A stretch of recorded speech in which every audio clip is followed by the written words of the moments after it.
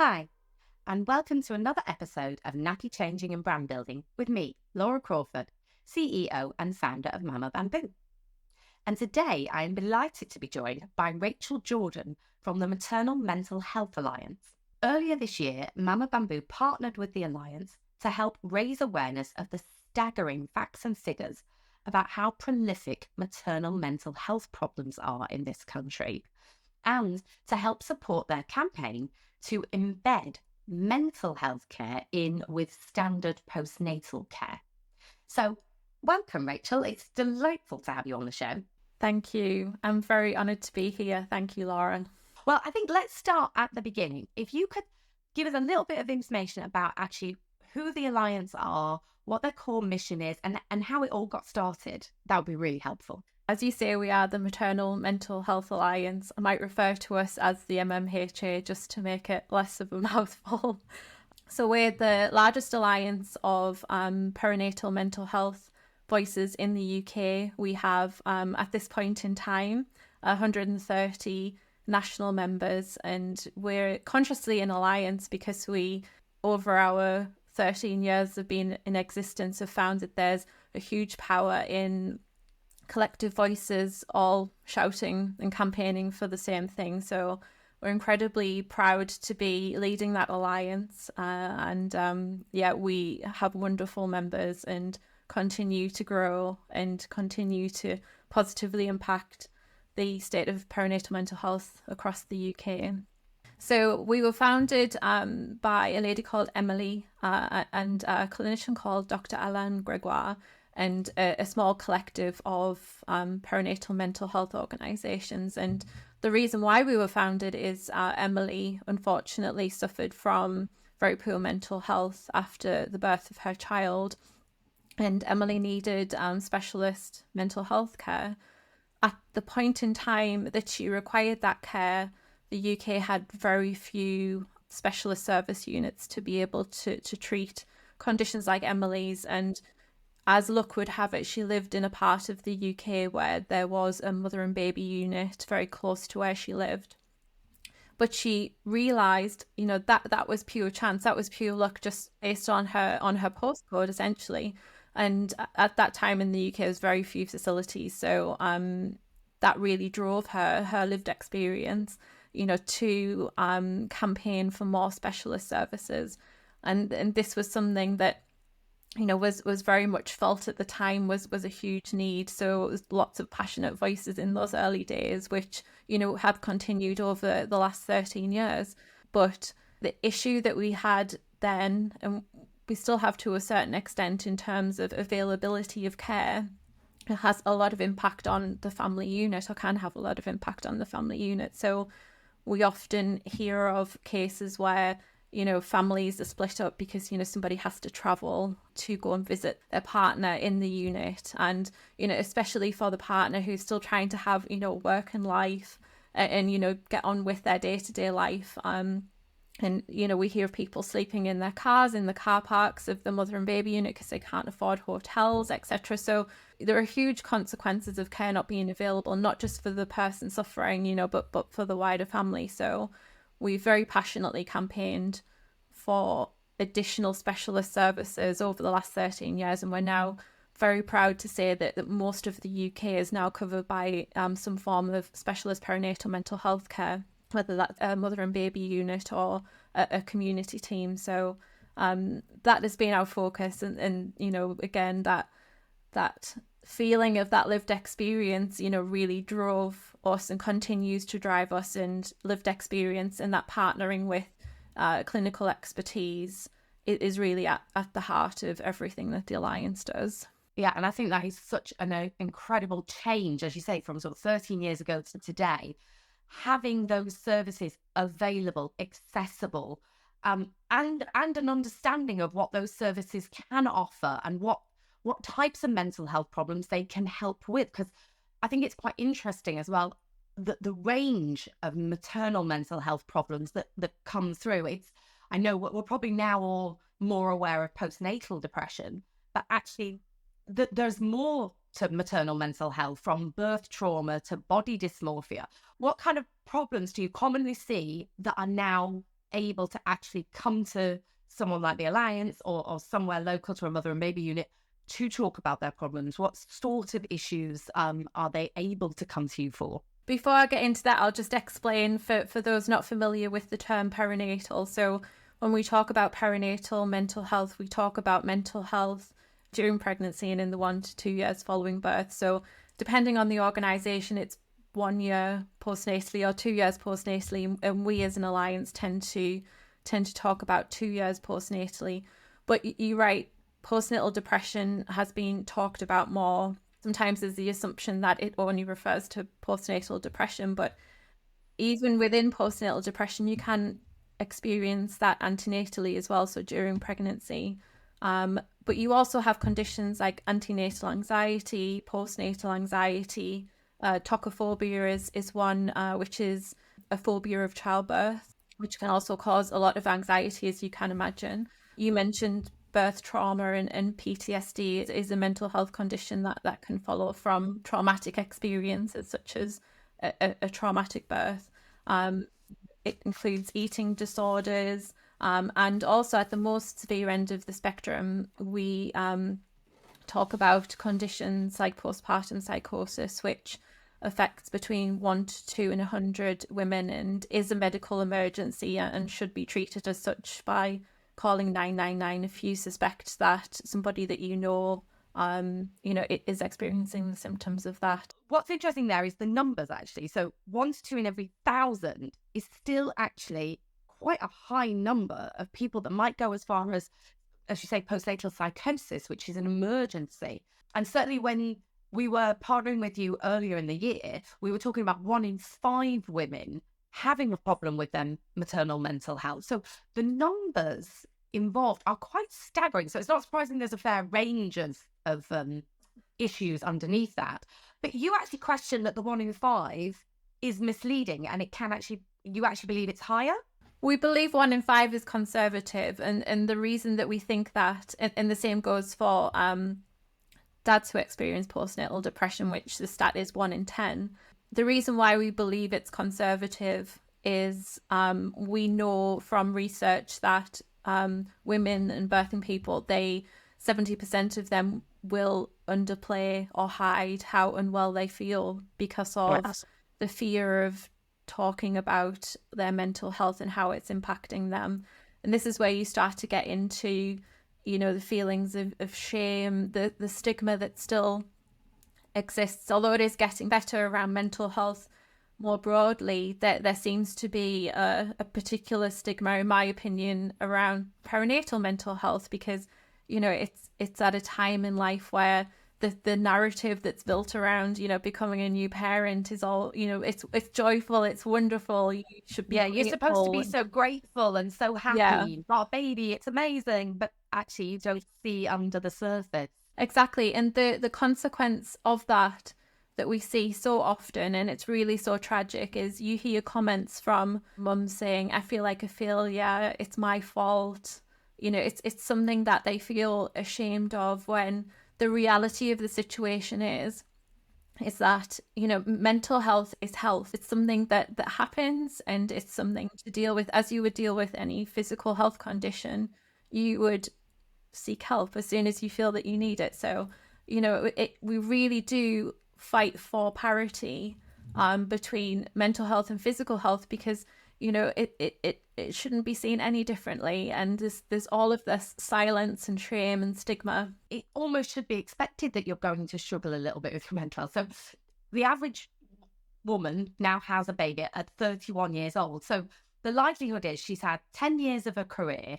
She's got to a stage in her life, she might be middle management by now, and she's had a bit of a life going on there, and suddenly you've had a baby and you're at home with a baby, and it doesn't come with a manual, and they cry a lot, and you don't sleep very much at all. And suddenly it's just a completely different lifestyle.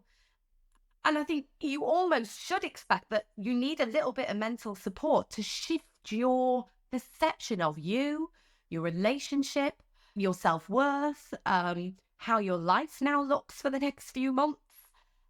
Unsurprisingly, this is a time when people go, oh, I'm actually not totally over the moon and joyous every minute of the day.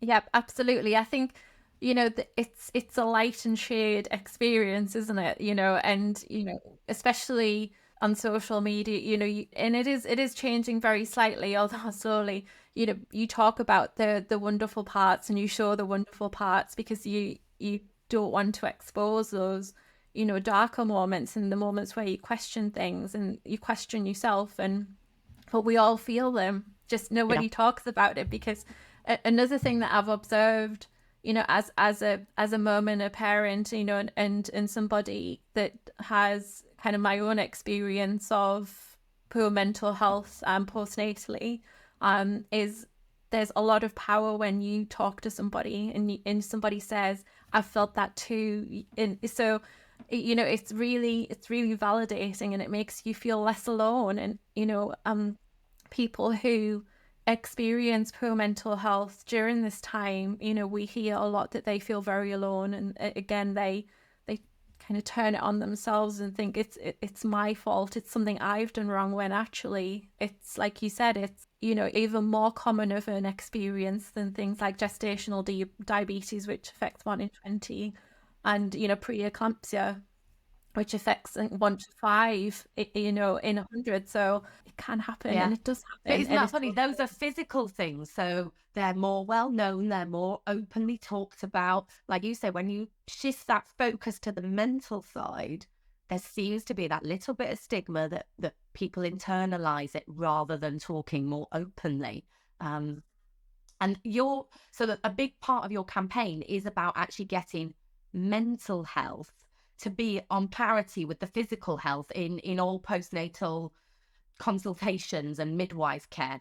How is that going at the moment? Like, did you get a lot of uptake, a lot of engagement following the Alliance week earlier this year?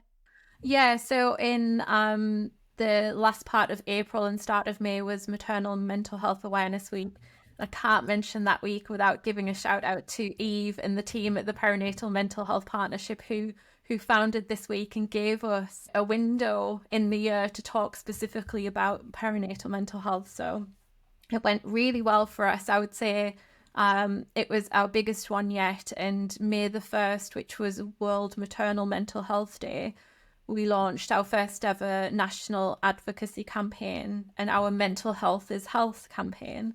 It went exceptionally well, mainly thanks to Grazia, who felt very passionately about this point, and really picked up the campaign with us, and brought in some influential voices across kind of parenting and the perinatal period. And the really powerful thing was each person, including myself, to represent the MMHA staff team, we shared a photo on Instagram and a short story about the meaning of that photo, but it was really focused on the challenges of becoming a parent, becoming a new mom, and talking really openly and comfortably and confidently about those darker times, and those mental health problems that we hide behind a smile. So lots of engagement, and we're talking about the process here of becoming a mum. And we also worked with Lucy Jones, who wrote the book Matrescence, because you hear more and more people talk about matrescence and the fact that it's an evolution of who you are. It's we talk about loss of identity sometimes, and we can feel that really keenly, but it's an evolution, it's transition into becoming a parent. And Lucy very kindly let us use some content from her book, and yeah, so lots of engagement, lots of people messaging us. The number of DMs that we had was up by like several 100%. Yeah, but there you go. You give parents the permission to talk about this by seeing these examples of people that we know really well talking about it, and then all of a sudden people want to talk about it. It's drugs. This is it. You give them the window, the opportunity to talk about it. And actually, you find that everybody's got a story, everybody's got something to add to the Yeah. conversation. In actual fact, like you said, the 1 in 5 might be a very small window of actually everyone can say, oh, I felt like that, or I did have a period like that. Like there was a time of my life I was in that mindset and it wasn't going well. Yeah, I mean, it was fascinating in our office. So we're only a very small office, but some of us have been friends for years and were there when they had their first babies. And what was interesting was when we started chatting in the office, we all had something to add of, actually, I really struggled with this, I really struggled with that, I wasn't in a good place during this time, da, da, da. And it was odd sort of sitting going, I didn't know that. Like, I was your friend at the time. Yeah. I was your friend. I saw you. We were on the phone occasionally. I met up with you. When I came to see you, you didn't say anything. No, of course not. We weren't aware of one another's own struggles. And some of us have been, friends for 20 odd years. So it was quite interesting to see when you start the conversation, how quickly everyone can join in. Have you got a way, or do you facilitate those conversations continuing beyond that week?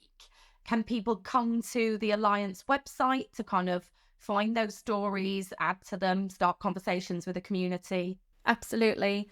Maternal Mental Health Awareness Week is such a fantastic week to hear lots of people talking about it. But of course, we talk about this 365 days a year. So yes, our website is always a home for most of our information. And on our website, we have lots of stories from, mums, who've been through this journey and have come out the other side. So we work with a large group of what we call champions, and they are amazing people who talk so very openly about their experiences. And again, as we've just discussed, this is something that we need to encourage more of. So we've got a lot of those stories on there for people. And I would encourage, anyone, not just parents, but those who know parents, to read those stories, to be familiar with our information around, what to look out for, the signs and symptoms, how to know if somebody might be unwell, and most importantly, what to do about it, where to go for help. So the MMHA don't provide direct services. So I'm going to signpost now to a wonderful charity called Pandas, who have a national helpline, which you can contact their advice line via phone, via WhatsApp, lots of different ways. So if you go onto our website and there's a very big button saying get support, and you see all of the options available to you. Like I mentioned before, if you suspect somebody or even yourself might have the symptoms of postpartum psychosis, call 999. Otherwise, there are NHS services as well. You go and see your GP or your midwife or your health visitor, depending on what stage you are, and talk to them. The most important thing that you can do is talk to somebody that you trust, whether that's your partner or whether that's a family member or a friend, and get that support early. Yeah, Is I very think that's important. the top tip, isn't it? It's like, start talking, go look for help, hopefully before it becomes a real problem, because the information is out there, the communities are out there. As you say, your GP, your healthcare visitor, a midwife, Pandas, yourself, there's lots of places where people can reach out to trusted people. And I think there's a lot more awareness within all of those different places. So healthcare visitors are trained to actually have conversations with you and help signpost you into the right places to get help. GPs are trained to help you identify the problems and point you in the right directions. I think there's a lot more knowledge and expertise out there than there was 13 years ago. Absolutely. And another important point that I like to make is, we can't just rely on parents to fix this for themselves. If you're a mum feeling like you don't know what's going on, and that is one of the big barriers to people seeking help, is because there's not that much awareness about the different perinatal mental health problems. You might not spot exactly what it is that you're feeling. So when we talk about how to spot somebody in need, if you don't feel like you or someone you know is just not behaving like themselves, we hear the phrase baby blues, and it's quite a common phrase, but sometimes it can lead to, you know, mums dismissing how they feel, oh, it's just baby blues. And yes, we can and do go through, you know, periods of low mood. Like we've talked, it's a big adjustment. Lots of things are changing, and you don't get a manual, so you've kind of got to figure it out for yourself and wing it to a certain extent. But if that feeling of I don't feel right, I don't feel like me, or somebody you know is behaving differently for how they normally behave, and that lasts for more than a couple of weeks, it might be the sign of a mental health problem. So that's, you know, that's a point where either have a conversation with that person or think to yourself, you know, I need to do something about this because you know, this feeling is not going away. But it can't be just on kind of mums and partners and parents to fix this, because they've got so much going on, and like I said, they might not realize. So having those conversations, it becomes even more important, because that can be the trigger for somebody to actually realize, yeah, I don't feel right, I don't feel Yeah. I don't feel good. This isn't normal, actually. This isn't going away. It's not a little bit of blues and a little bit of sleep deprivation. There's something else going on here, and I need to reach out now. But that's a lot of onus on someone that is sleep deprived and not quite with it at the moment. Yeah, you're putting too much emphasis on them identifying their problems. Exactly. And you know, if you are struggling, and you know, kind of judging yourself for struggling, you know, having somebody say to you, you know, it's not your fault, you know, it's nothing that you've done, you need to get help, you know, there are people out there who can help. And you know, one thing we often talk about within perinatal mental health is how treatable it is. You know, even the very extreme end with postpartum psychosis is very treatable, and there's a lot of hope. And you know, it does get better, and it will get better if you get the support that you need. Yeah, absolutely. There is a real kind of positive point to this. There is help available, and the treatment is very effective. Very effective. So Yeah, it's really worth reaching out when you can do. absolutely.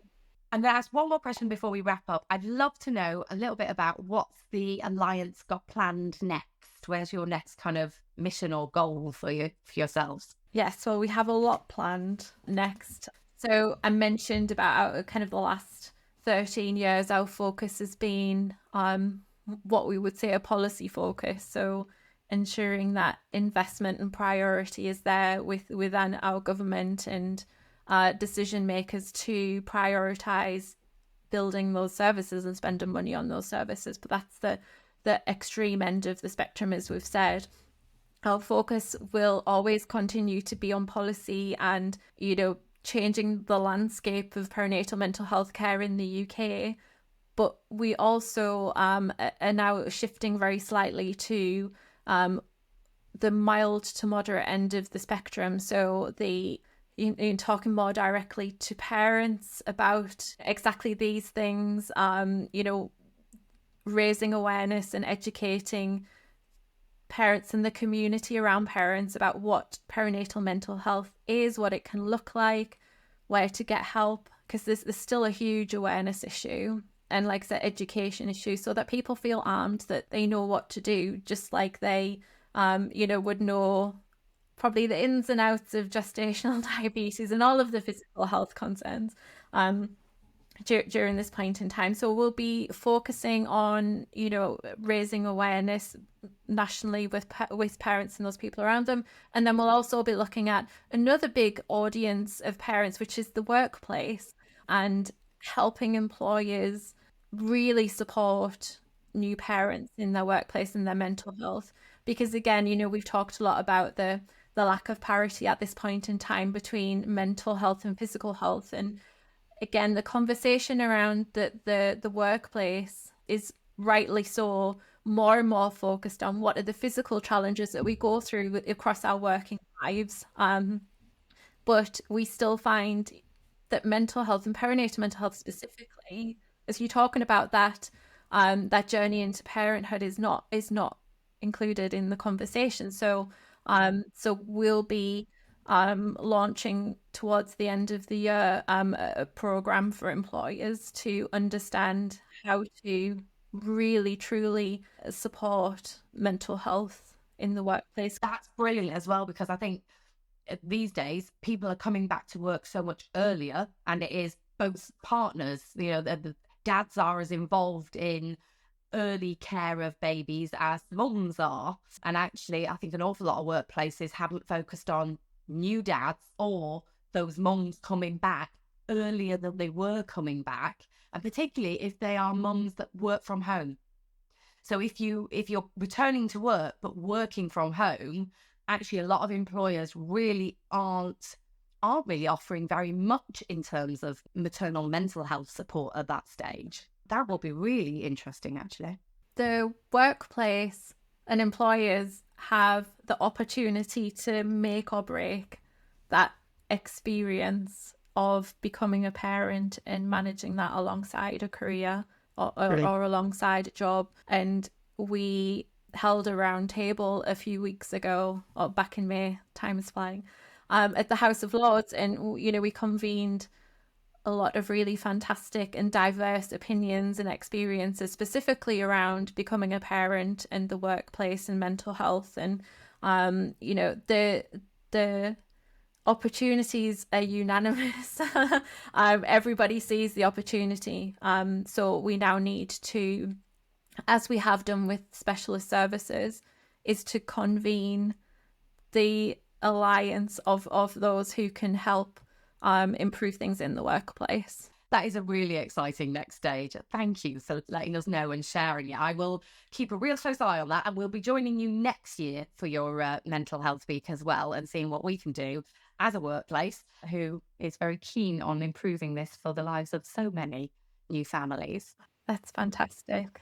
Thank you so much. Before we completely wrap up, I'm going to ask you for just your one top tip for anybody out there who's concerned about mental health, their own mental health or somebody else's. What's kind of your top tip for keeping your mental health in better condition? So my top tip is go easy on yourself. Don't compare yourself or your journey or your experience to anyone else's, because all that matters is your journey, and that you're going through this transition, this matrescence journey, in a way that you want to, because the only thing that matters is how you feel, and managing everything else around that. It's self-compassion and self-care is more important at this point than possibly any other point in your life. So go easy on yourself. Don't set yourself any expectations other than what you feel you can manage. Try and keep a routine. Try and do little things just for you to have a break. Get out into nature, walk. But finally, talk about how you feel. Find somebody that you trust. Don't be afraid. It's not your fault. Find the help that you need, because you will and can get better if you feel that you're struggling. That's brilliant. I absolutely love that as a top tip. Go easy on yourself and talk to people. Yeah. Perfect. Brilliant. Thank you so much for joining us today, Rachel. It's been really informative, and I wish you all the best with the next stages for the Alliance, because I think you have a hell of a mission out there, and it's really worthwhile. Thank you. Thank you so much.